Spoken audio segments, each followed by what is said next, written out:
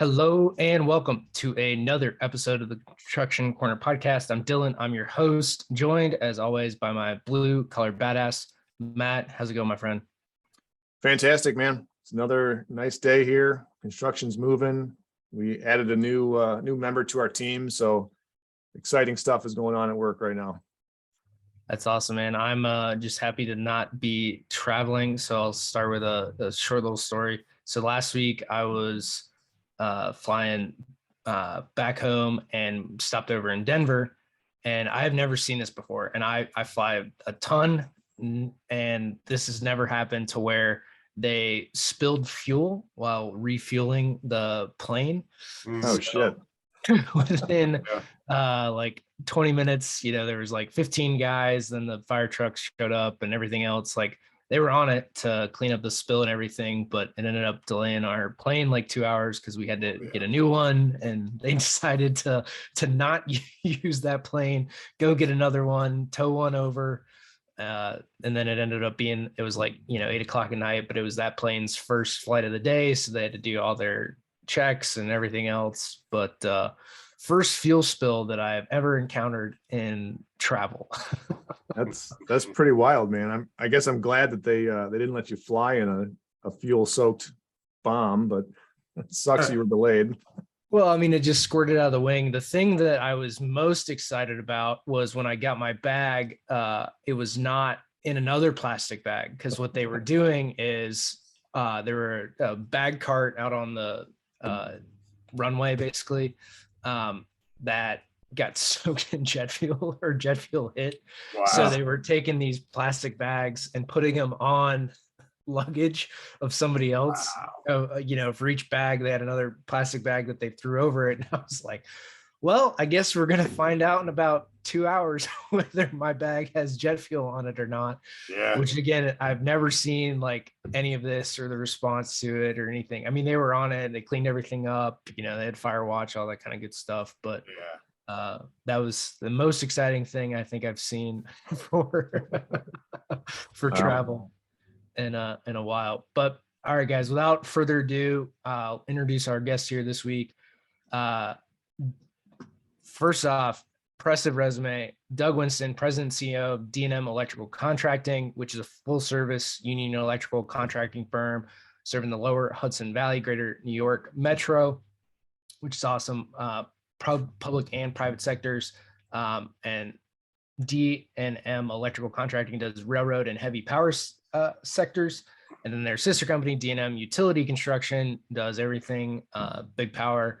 So transmission, distribution, substation, no kind of, I guess, final mile, if you will. And then, or you can correct me, Doug, here in a minute if that's incorrect, but also doing disaster recovery and does utility repair with their other company. So they'll do dielectric testing for all types of equipment, inspection, repair. And then on top of that, which I think we should start with, Doug, is president of D&M Motorsports and Fast Racing Rentals. So without further ado, welcome to the show, Doug. Thanks. Nice to meet you. Great to meet both of you guys. Yeah, likewise, man. I appreciate you coming on. So I'm going to echo Dylan's sentiment. We'll get to the construction stuff. That's the meat and potatoes of our show, but I want to hear about the race cars, man. Yeah, sure. So probably a good 15 years ago. Well, first of all, I've always played around with some kind of race car. As a kid, we built drag cars and drag raced, and let's face it, we raced stoplight to stoplight on Friday nights, and on Saturdays and Sundays we got out to the real racetrack sometimes. And you know what? We didn't have real race cars. We had street cars that we kind of put on a trailer and drove to the track because they would have never made it back and forth. But that was the extent of my racing. I always had a race car in the garage. My drag race car kind of got put in the garage 1993 when I went in business, and I think it came out once between 1993 and the time I sold it in 2009 actually. So why did I sell it? I had bought a SRT8 Jeep, and it came with a free day at Skip Barber's racing school, so you didn't wreck it. And we went out there and drove all kinds of crazy cars out on Watkins Glen.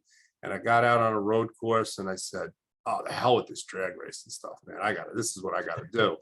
So it becomes an addiction, and little by little. And then it's, I'm like, well, I got to buy a Corvette. I'm going to get it with a roll bar in it. And the roll bar eventually got stripped out. We put a full roll cage. Pretty soon that was a real race car. And in 2010, I got my racing license and started doing club racing. I spent probably a better part of 10 to 12 years doing club racing, a lot of different cool stuff, mostly in the Northeast here, some national events once a year.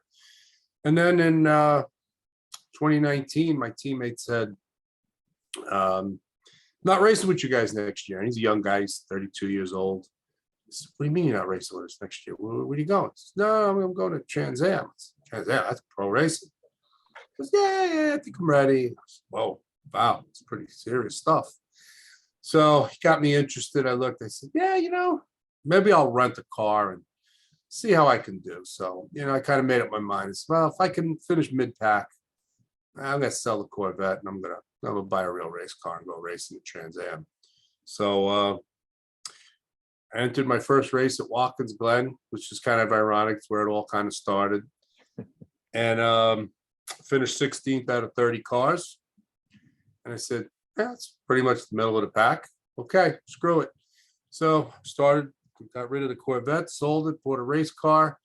And for the last few seasons, we've been running in the Pirelli Trans Am series, which just got back from last week. Last weekend, we were out there. We were the support race for NASCAR at Road America out in Elkhart Lake, Wisconsin. So we raced at 11:30. NASCAR raced at 2:30, and yeah, it was a pretty good race. I had a screwed up Saturday. We didn't qualify. We had a problem with the clutch, but a really good crew, and they got it all back together. And we started 47th, but I managed to finish 18th and won the Hard Charger Award. So, Nice. it's all good stuff. It's fun, but segueing into some of the things you talked about, some of my business ventures, I'm the kind of guy that really can't separate, like work and pleasure. So I justified going pro racing by, well, I only do 6 races a year. So you know what? I can rent the car for the other 6. And that's how Fast Racing Rentals was born. So, so the car is available for arrive and drive rental. So this year, I did Road Atlanta, and then we rented the car out for the West Coast tour. So we had another pro driver in there for Sonoma and Laguna Seca, got some rental income, came back here, did Lime Rock. Now next month we'll be out in Nashville. We'll be the support race for IndyCar at the Music City Grand Prix on the streets of Nashville. So that's always a pretty cool race. Awesome. Yep. So you actually let random dudes like me or Dylan drive your friggin' race car? No, if you are a licensed pro driver that's fully funded and can afford to pay for it if you wrecked it, or can afford the insurance, you can have at it. But no, the average guy does not qualify to get behind the wheel car. I'm gonna rent the car to you after I know who you are, know that you've got a pro license in your back pocket, or you're capable of getting one, and we're gonna make sure you got the resources to pay for it if you break it. So that makes a little more sense. Yeah, exactly. So, yep. So that's the racing side of things, which, again, I run it like a real business. And, this year, that's how Steve and I are a little involved. I met Steve probably about a year ago and saw what he was doing with Bring Back the Trades. And I said, you know what? That would look good right on the hood of my car here. I think we need to go out there and we need to start getting kids interested in playing with cars again, and, understanding that it's not a bad thing to be a tradesman, not to be a bad thing, whether it's construction, whatever it is. I have a lot of different trades that work for us. I got race car mechanics that turn wrenches for us on the weekend. I've got diesel mechanics and hydraulic mechanics that work for us, fixing our bucket trucks and cranes during the week. And that's another business venture I have, which is Northeast Utility Equipment Repair. And again, it kind of just stemmed from my whole business philosophy. We got to a point where we had regular mechanics couldn't fix our bucket trucks. So we said, you know what, let's bring in a guy. We had a guy that, knew how to fix these things, brought him in. He had 30 years experience. He worked for us for a lot of years. We brought in some new people. He trained, and he retired last year, but we have a shop there, and it grew into its own business. I said, listen, if I'm fixing my trucks, why don't I fix other people's truck? Helps me lower my overhead. So Northeast Utility Equipment Repair, or New Equip, was born out of that. So again, that's part of the D&M family of companies. And it's just I constantly look at things from an angle of, well, I need this, so what can I do to help pay for it? And it's just the way my brain works. It's a great business model, right? Right now, here's the downside. Okay, I've had an ad for the last month looking for a diesel mechanic because one of my mechanics moved to Texas. I can't get a diesel mechanic. I can't get a kid out of school. I can't get anybody. Why? Because we've created this stigma that turning wrenches is for grease monkeys. And you know what? Well, guess what? These guys are making $40, $50 an hour. I don't think that's grease monkey money anywhere, plus benefits. So, it's there's a big perception problem out there. And again, my involvement with Bring Back the Trades and Steve is to change that perception and let kids know that, you know what, if you go to college, you're only guaranteed of one thing: debt. That's about all you're guaranteed of, because that ain't going to get you into an entry-level job. And I can tell you that we interview lots of kids for our, more inside positions here, supporting our, the rest of our team. And we're not overwhelmingly encouraged by the level of entry-level worker that's coming out of college. I don't feel like they're learning anything. So, and I don't mean to be mean about college. I don't think it has to be it's not a, if you're not a tradesman, I don't acknowledge you. That's not the way it is. The problem is that I think the educational system in this country is badly broken, in that we encourage kids to just do endless random education, which really focuses on very little. And all it does is enrich the educator and the education system. Personally, if it was up to me, I would totally change the way we do education, from a high school level up. Kids don't know what they want to do. They're just encouraged to do whatever that, anything and everything. And the longer it takes, the better, because, well, whatever. Well, you could change your major. Who cares? It's just more money for us. But if I had my way, I would start freshman year of high school with exploratory classes that taught you about a different track every semester. And, maybe you're saying, I don't know whether I want to be an electrician or an anesthesiologist, but I want to learn about both. And I want to know how much school it takes to do each one. I want to know how much money I can expect to make. I want to know what other careers are maybe available to me. If, I don't do that, I want to know what possibilities there are of other things. And then maybe after I spend that semester and I learn I don't want to do either one of those things, I'm going to explore something else. And then we're going to figure out where we want to go for the next 3 years. And are we going to prepare you for college, or are we going to prepare you for something, career in the trades? And at least when people leave high school, we'll at least either have them prepared for the workforce, or have them ready to go to college, but with a plan. Not, I'm going to change my major 3 times, or I'm going to get a degree in liberal arts, and then, I'll be a barista at Starbucks. So, Well, I would vote for you, man. I would Yeah. vote for you in a heartbeat with that platform, because our system has been broken for 20 plus years, to say the least. And, No, it's 35, 40 years. okay. 35, 40 years. And I can tell you the evidence behind that. I remember being a high school freshman, and I went to Catholic school, and I remember being told, if you don't get a job with computers, go to college and work with computers, you're going to be left out. And I'd never thought for my life about being an electrician, never did. But I remember him saying that, and I said, doesn't somebody still have to put the outlet in the wall you plug the computer into?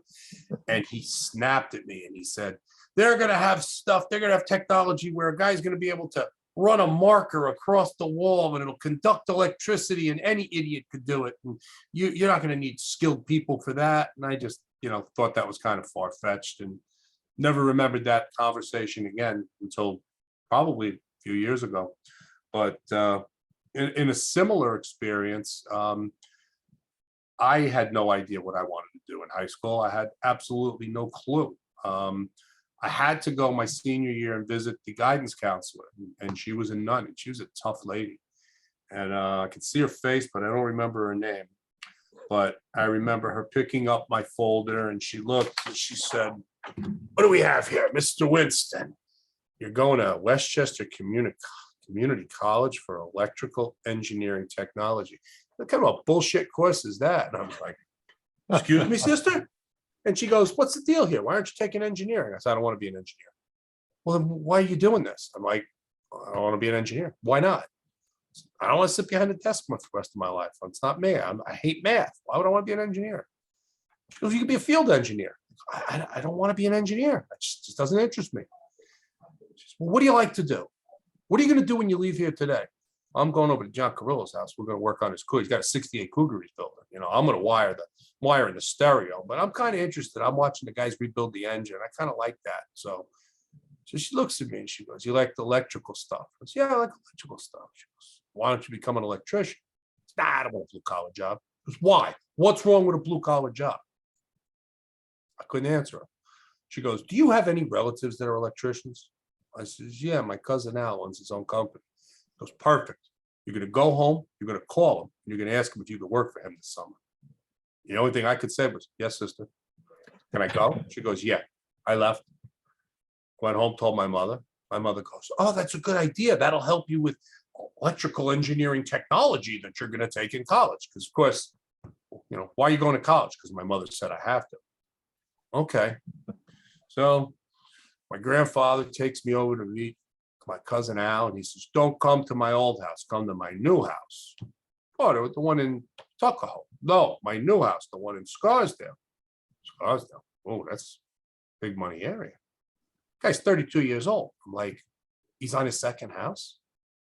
Okay, we go to his house. I look around. 3,000 square feet, brand new, beautiful colonial, nice neighborhood. He goes, "What do you think?" I go, "It's nice." He goes, "I got no mortgage." I said, "You got no mortgage?" He says, "I got no mortgage." I said, "How'd you do that?" "The house I built in Tuckahoe, yeah, I sold it, made good money on it. I bought this lot for cash. It had a house in the middle. I knocked it down, subdivided it, sold off the other lot. My house is free." Like, wow, this guy's 32 years old. Holy cow. "So you want to be an electrician?" I go, "I'd like that, maybe. I don't know. I'd like to try." "You know what an electrician does?" "No, tell me." And we talked about, this is what an electrician does. We wear a tool pouch and an apron, and we run wires from here to there. We could do this. We bend pipe. We do that. I left there that night, and I said, "Okay, I know what I want to do. I want to be an electrical contractor. That's what I want to be. I want to be. I don't want to be an electrician. I want to be a contractor." So now I have, I had a plan, and I'm like, I don't want to build a house by the time I'm 30. I want to get my license by the time I'm 25. I want to build a house by the time I'm 30. I got a plan. I'm set. Let's do this. So I start working there, and I love it. It's great. I'm enjoying it. It's everything I ever could imagine having a career. And, I was long on my way to being a electrician.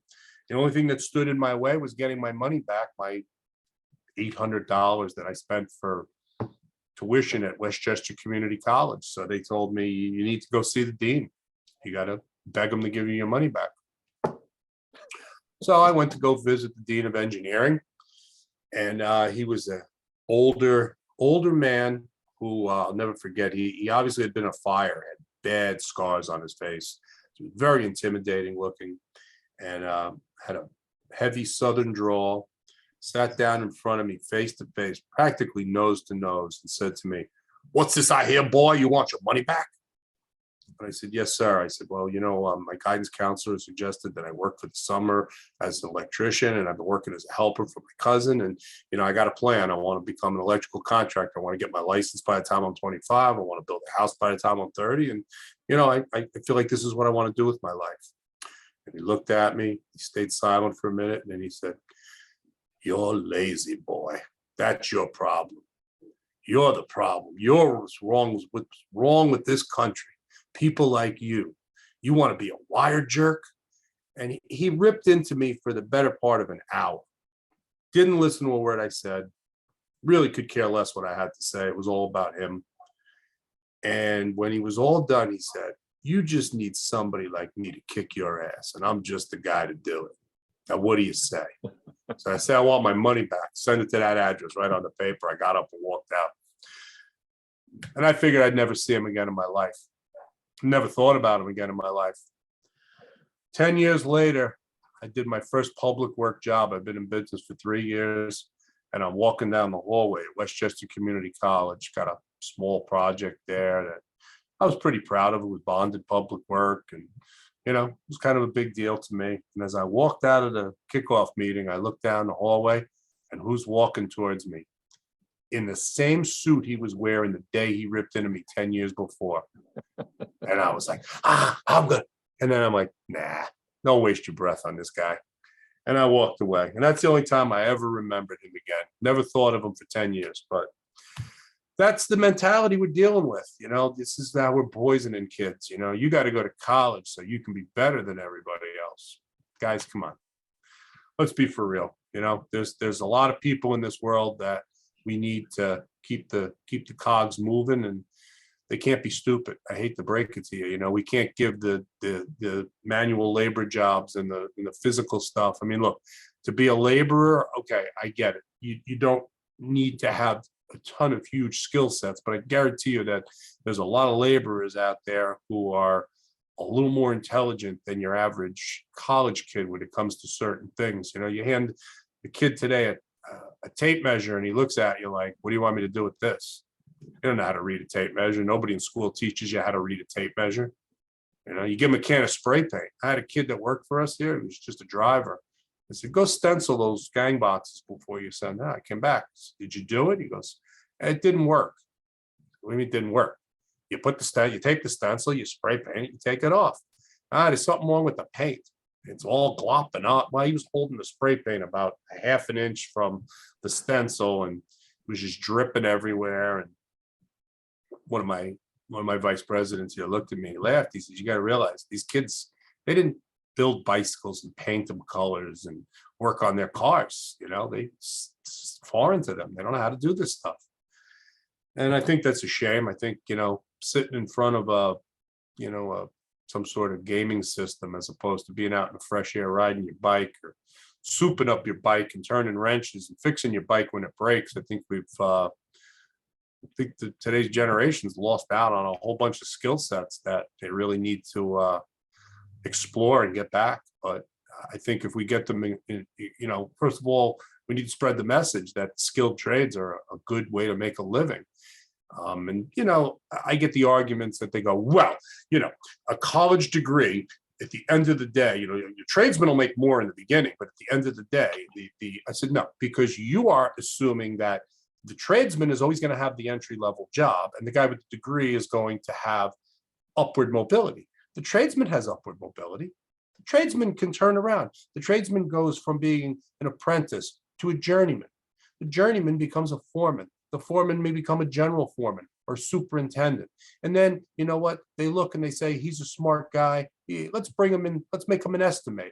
The estimator becomes a project manager. The project manager becomes a project executive. And one day that guy might be the president of the company, or he may open his own company. So that model that we tell kids that, oh, a tradesman makes more money initially, but the guy with the degree makes more. Listen, it's what you make of anything. Okay. If you go to school for accounting and you become a staff accountant at a big firm and you just remain a staff accountant for the rest of your life, it's a whole different than the guy who turns around and says, well, I'm going to become a CPA and I'm going to open my own firm and I'm going to have other people working for me. We can't teach that. That's ambition. And that's a whole other story. But at the end of the day, the problem we have here is that we're just gearing everybody to this college for all mentality. And what gets left is the guidance counselor who says, well, you got a 50 average in math and you got a 20 average in science. Maybe you should be a plumber. Now, maybe that guy will be a good plumber, because at the end of the day, we can't teach people things they're not interested in. And that's the problem. We lack passion in our industries today. People are just taking jobs because they say, oh, we need more women in this trade. Okay, well, do they have any interest in it? You can't learn something you have no interest in. You can only memorize it for the sake of standardized testing, and then it's forgotten. So, I just feel like if we can find out what people are passionate about, what makes them motivated, we've got an opportunity to drive them to a track where they have a chance of being successful, instead of, this is a good job, you could take this job if you think maybe you might like it. I mean, we get engineering interns in here. We used to take interns in. I used to ask them, do you know what an engineer does? They say, no. But you're going to be a senior. I don't know. Don't know what an engineer does, and they're going to be a senior. It's terrible.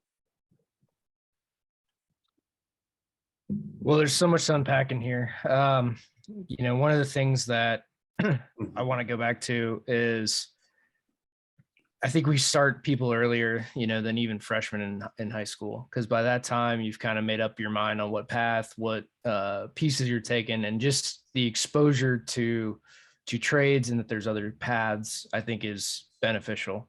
So I'm right there with you. I think we should just do it earlier.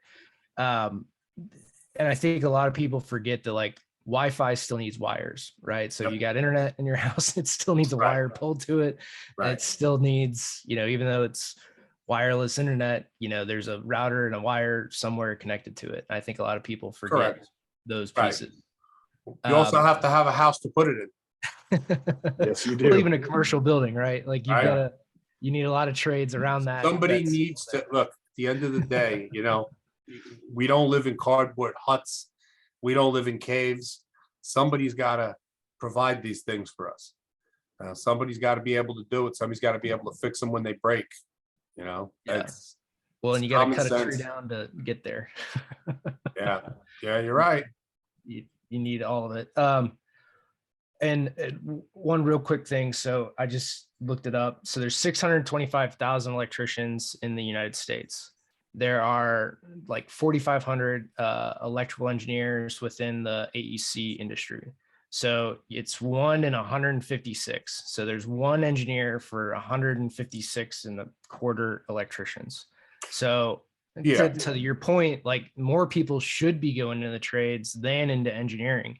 I mean, again, too, though, you're actually kind of taking a smaller cross section, because an electrical engineer sometimes is a guy who's building PCs, or he's designing. Well, so this is pure AEC, Bureau of Statistics, like BLS numbers. There's 4,000 or 5,000 engineers purely in the architecture, engineering, construction space.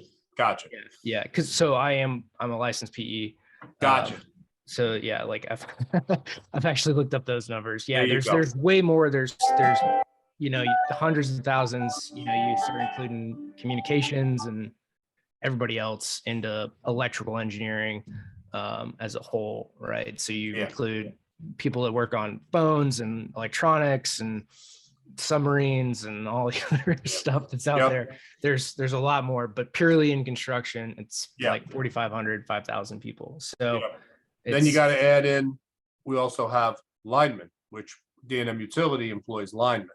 So linemen are not electricians. Linemen are working out there, putting the poles up and putting wires in manholes under the road, and we're taking care of everything before the meter. Street lighting is also falling under that jurisdiction. So there are there's other careers. There's a lot of careers in that, just even if you're going in that electrical field. Like I said, there's a lot of subsets and a lot of different specialties and completely different trades. So lineman, electrician, two different trades, similar, lots of, similarities, but again, totally different trades. So Yeah. you got a yeah. lot of the trades bundled up in that. And then on the other end of the spectrum, the low voltage guy, like you say, the guy who's running that fiber optic or the category 6 wiring, and he's making sure that, you know, that computer network works. So we've got a lot of other cross sections in there also that don't get encompassed in that term electrician. So there's a lot of trades out there and a lot of jobs. Yep. Yeah. Point being is you need a lot more people in the trades Yes, than you do on the engineering and design side of the coin. correct.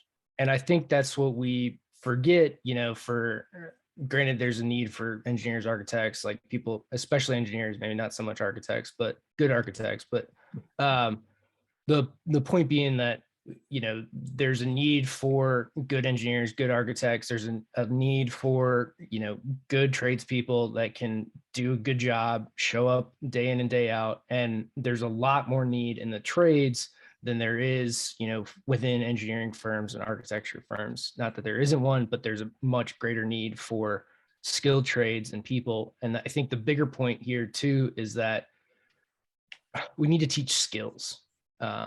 You know, there's life skills, there's engineering skill sets, there's architecture skill sets, there's estimating skill sets, there's finance and accounting skill sets.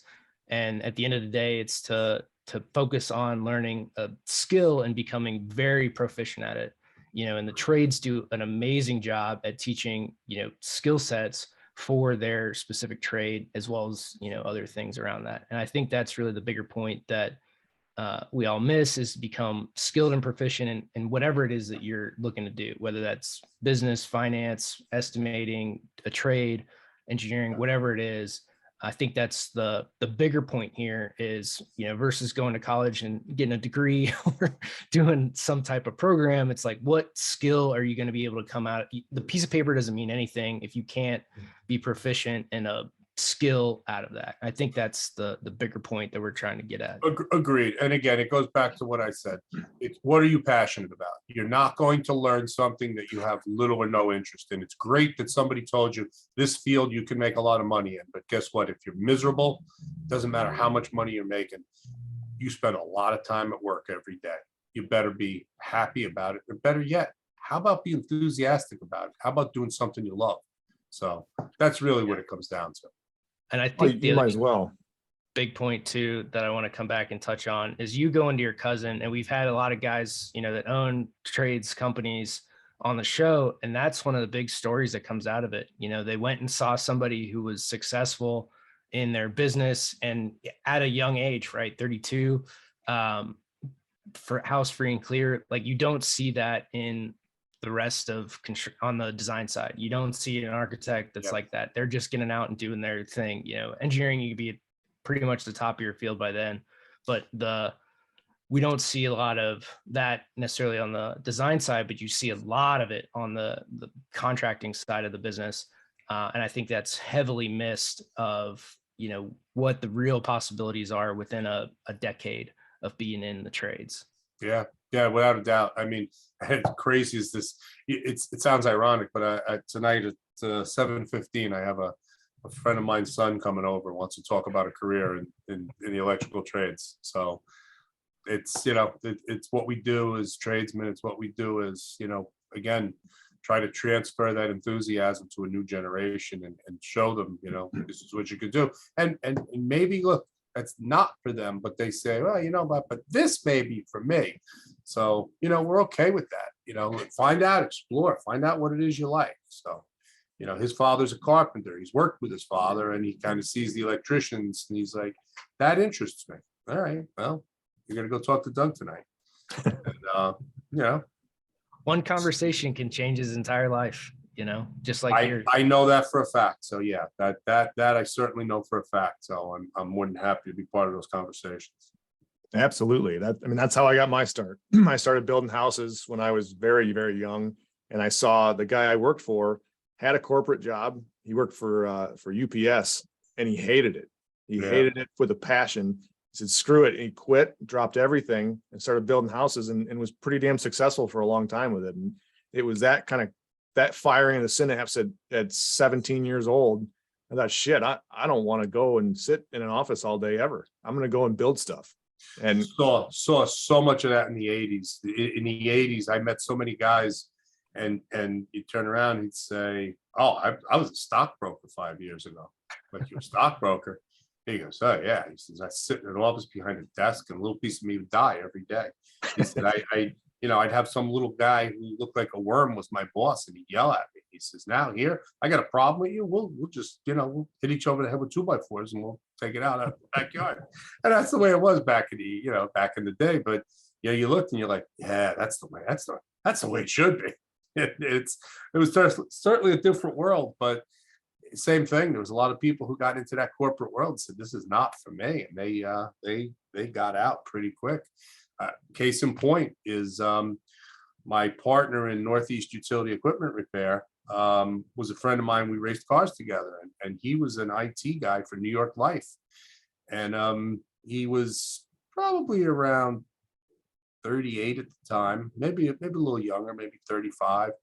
And he was getting married, and I said, "Hey, life's really changing." He says, "Yeah, I'm going from being a bachelor, getting married, settling down." He says, "Now I just need a new career."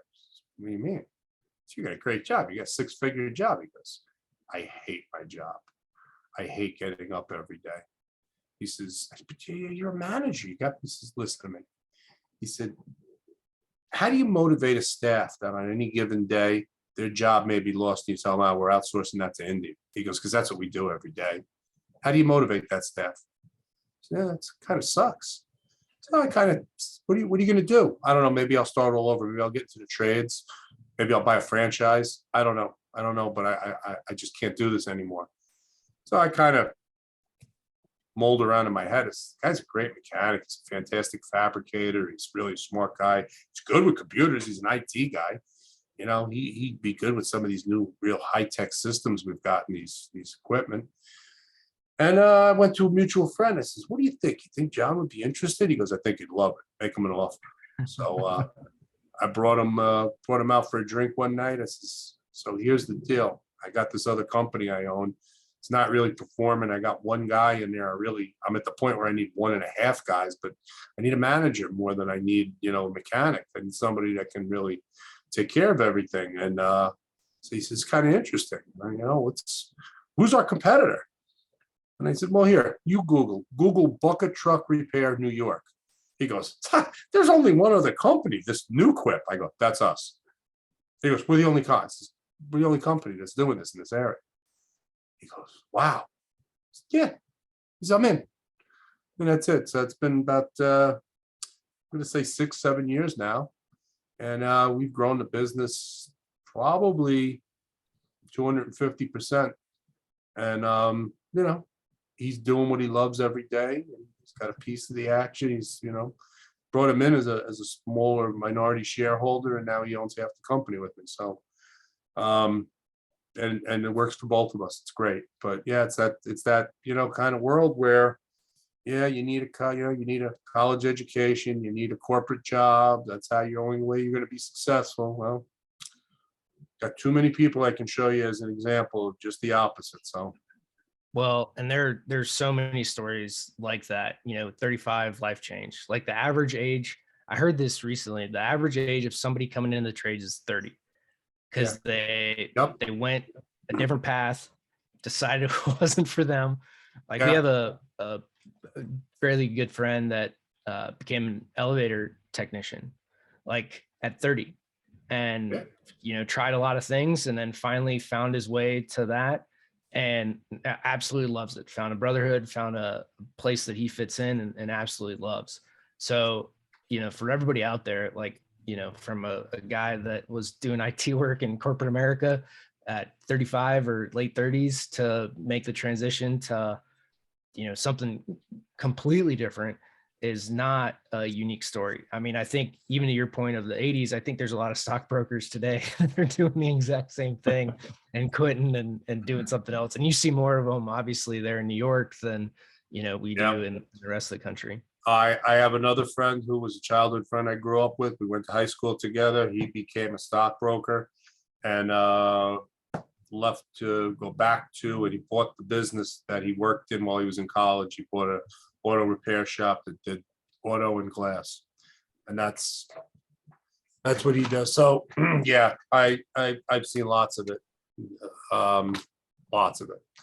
So it does, it's okay. And we being a union shop, we have apprenticeship program. So I sit on a lot of the interview committees at times, and we'll interview guys coming in. And just like you said, we'll get guys that are, much later in life. And you look and you say, I don't get it. You're like, I can't do this anymore. And I know what I want to do. And, they present themselves well, and you look and they're going to be good. They're going to be good at it. And we take those guys. So, look, it's never too late to get out there and get into something new. So, if you didn't get it right the first time, there's still time. Absolutely. You might as well find something you enjoy and you get some pride out of. Doug, how many people do you employ roughly across all the companies? I would say on a probably average basis from high to low, somewhere from between 35 to 60 on any given day. And that's seasonal. It's going to swell up more as we start to get into the summer months here. Now we're getting into hurricane season. There's times we may have 65, 70 guys working because 30 of them are in Florida because there's a hurricane. So we'll go all over the country for storm response. And that's one of the things we do. So when you see those convoys of bucket trucks heading down towards whatever natural disaster is going on, we're usually got a part of that if you're east of the Mississippi. Okay. So I just want to point out, you're a great example of this, right? Your LinkedIn, you list you went to the School of Hard Knocks, and you paid a healthy tuition there. But, for a guy who didn't go to college, who figured out what he wanted to do by an accident, right? By getting yelled at by a guidance counselor, you're now employing scores of people. You're providing jobs for hardworking Americans. You've got numerous companies. You're providing disaster relief for people, hundreds of miles away from you. It's pretty damn impressive. And I think we need to highlight stories like yours more, and not just that, you're an electrician, but you're a blue collar badass, right? You're a job creator, you're a company creator, you're a culture builder, you're so many other things than the Sparky, right? And your story doesn't get out there enough. And that, I think, is what helps to get into schools and to get younger kids seeing that, okay, it's not just, yes, you may have started in the trades, you started with your tool bags on, but it has evolved into so much more and so much bigger than probably you even thought it could back then. But kids aren't seeing that. Yeah, it definitely. I mean, again, my initial vision of success was going to be, if I could have a nice little company just like my cousins here, and maybe have 4 or 5 people work for me and have a nice house. That's all I ever want. And, I'm the kind of person who gets bored easy. So, you kind of master something and then you go, and now what am I going to do? And it's pretty much what happened to me. I mean, I remember it. I was probably, 32 years old, and it was like, well, wait a second. I made all these goals for when I was 30. Well, I hit them. Now what do I do? And then, it was kind of like, I think at first it was, I got to find new goals. It's like, I want to build a power plant. And I want to do this, and I want to. And then I got to the point, and you know what my goals are? Do whatever the hell I want. That's my goals. And trust me, that you always set those internal goals, and sometimes they're important, sometimes they're not, but they give you direction. And like I said, it's more important to go and do whatever the hell I want, but you still got to figure out how to pay for it. So, things usually one evolve from the other. Like I said, I wanted to go race cars professionally. So I figured the easiest way to do it was, well, I'm only going to do 6 a year. I'll rent the cars for the rest of the balance. We'll generate some income. And, it's provided a good business model. It's helped me. So, and now we use it as a platform to try to, bring back the trades and the skilled trade, telling people that it's okay to be a skilled tradesman. Steve goes out of his way to raise money, give kids scholarships, and one of what's the biggest problem you have right now? He said, not enough applicants. That's really, that bothers me. We need to get in touch with kids and parents and let them know that these are options, because we're facing a big problem, and that's attrition. as tradesmen are retiring, we're not getting not only the same amount of people, we're not getting the same caliber of people. And it's that same attitude, and the problem becomes global across the whole industry. And when I say it's global, it's not just that guy turning the wrench in the field. It's the lack of ability to bring in those experienced guys as they get further in their career and make them estimators and make them project managers. So we end up going to the colleges, and it's very hard for a guy who has only seen a picture of something in a book to understand how it goes together and all the other little ancillary things that have to happen. So, we're losing that experience base because we're taking people in now that are getting into trades that unfortunately either English is not their first language, so there's definitely a deficit when it comes to the paperwork end of things, where they need to be able to write a proposal or send an intelligent email as part of their job.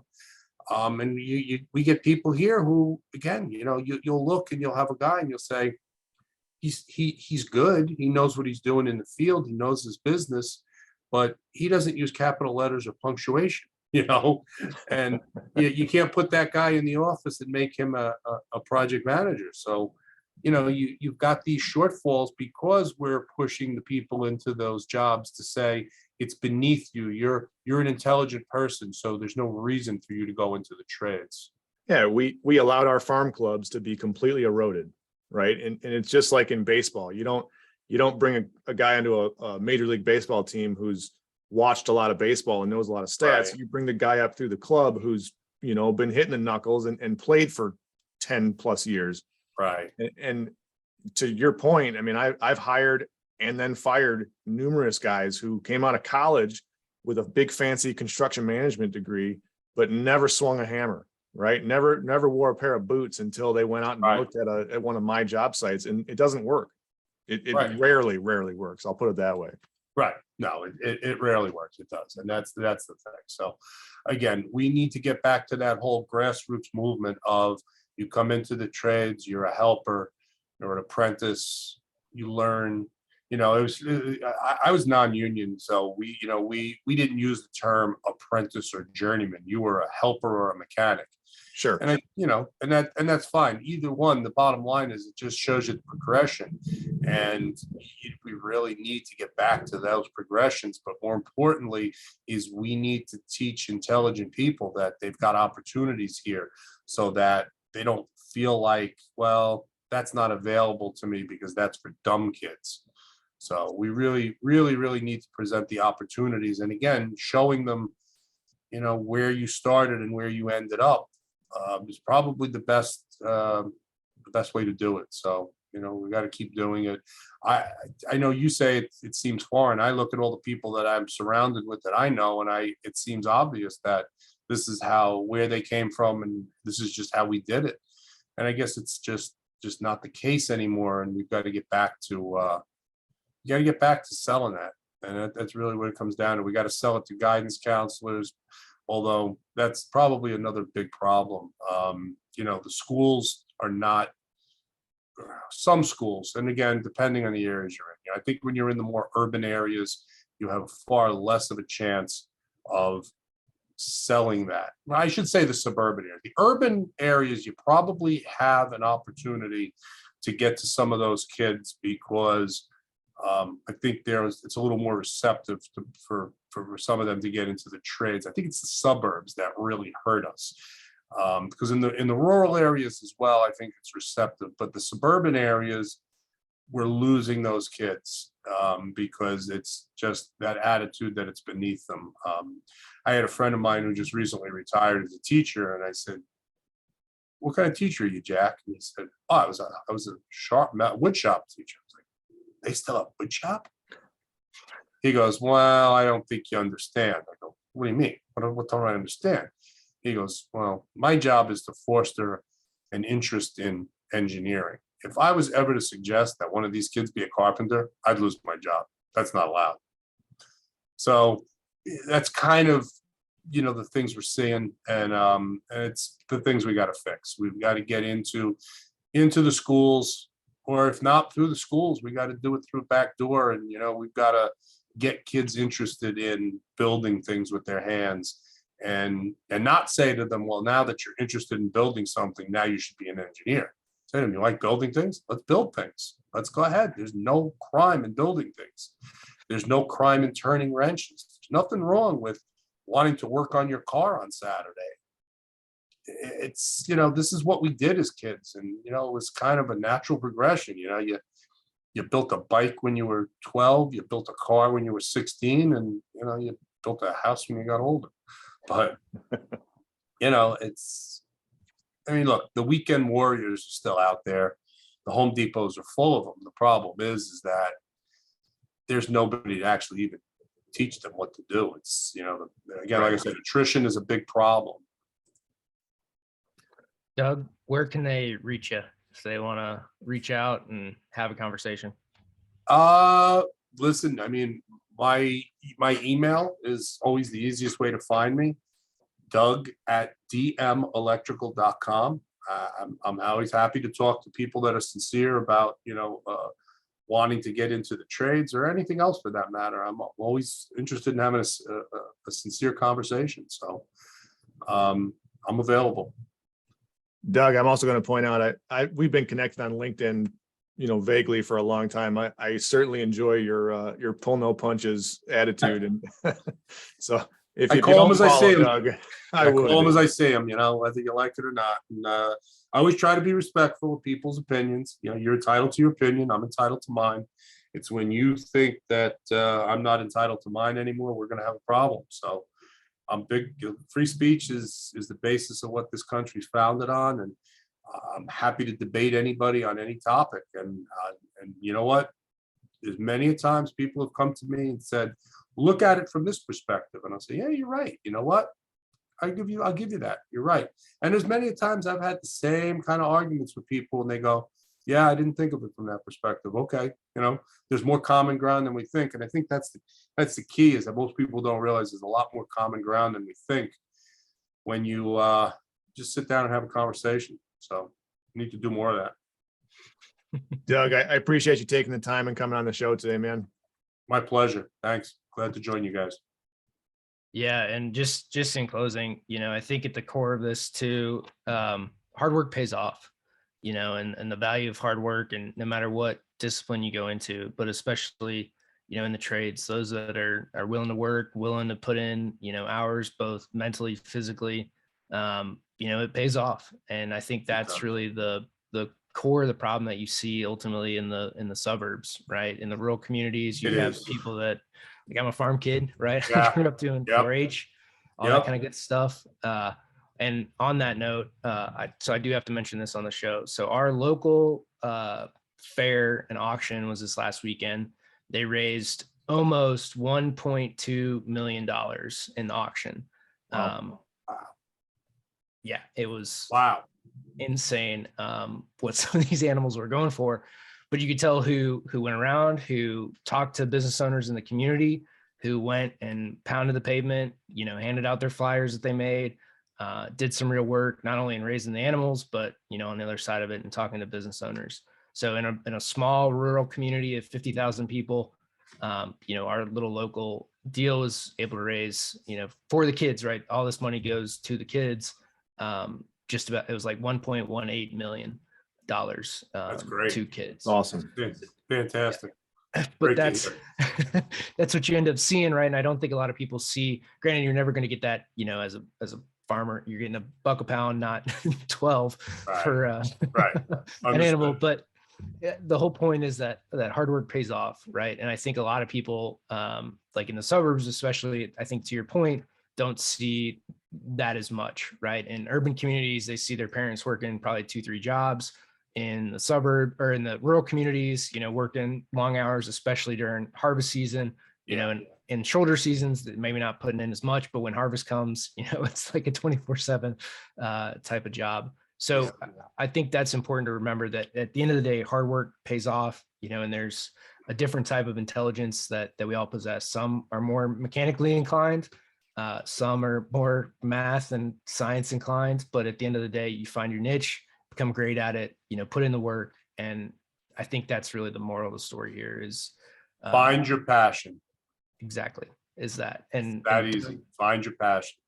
Again, thank you so much for coming on. I love the stories. I love the analogies and really pushing to get people in the trades. And I actually had one more last question for you. I've been taking notes here is when you rent out your car, does that bring back the trades logo, stay on it for no matter It's what? completely up to the driver who rents it. If they want to change the livery, they can. The last driver actually kept it on there. So the bring back the trades livery has been on the car for a solid 8 races this season. So we're That's getting it out awesome. there. Yep, we're heading to Nashville next. And in fact, we've got a little on the topic of auctions. One of my vice presidents here was our vice president of our utility division. He builds guitars. So he is actually building a bring back the trades commemorative guitar for the Music City Grand Prix. It's going to have the Music City Grand Prix logo and the bring back the trades logo. We're going to be auctioning that off, and the proceeds are going to go to pay for scholarships. So that's going to be coming up there. Maybe we'll get some information to you guys so you can maybe help us put it out there. Absolutely. That's awesome. Cool. Great. Yeah, that's beautiful. Again, Doug, thank you for coming on, guys. Thank you for listening to the show. Share this show. It's important to get the message out about the trades, about having opportunities, about working hard.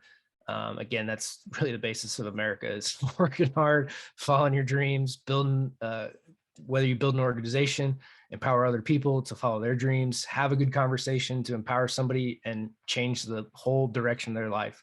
All that's important. So again, thank you for listening. Thank you for sharing the shows. And Doug, thank you for coming on. My pleasure. Thanks, guys. Thanks. All right. Until next time.